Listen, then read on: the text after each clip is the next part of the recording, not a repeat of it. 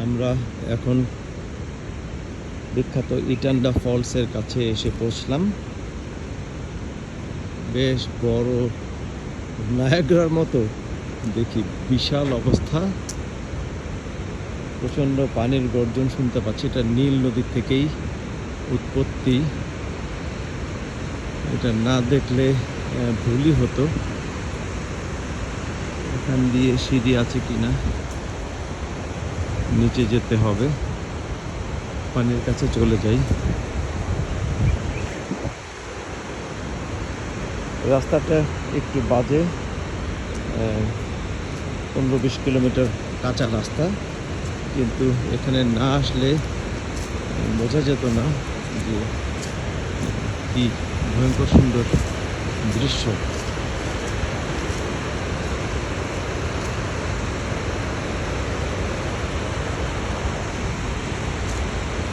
কাছে চলে যাই, নিচে পানির কাছে।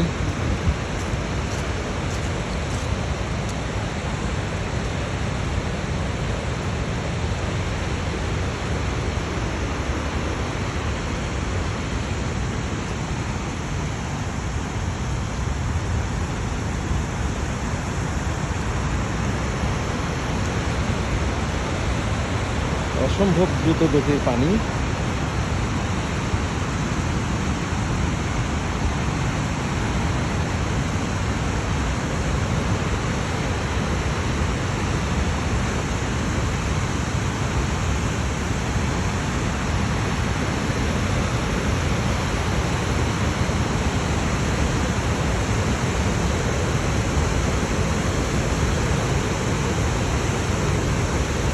এটা নীল নদীর উৎপত্তি। এটা আসলে নীল নদী। ইটান্ডা ফলসের এখানে এর স্রোতটা বেশি। খুবই সুন্দর, নায়াগ্রার মতো লাগছে। এক একটা জলপ্রপাতের এক এক ধরনের সৌন্দর্য। এটা খুবই কাছ থেকে দেখা যাচ্ছে,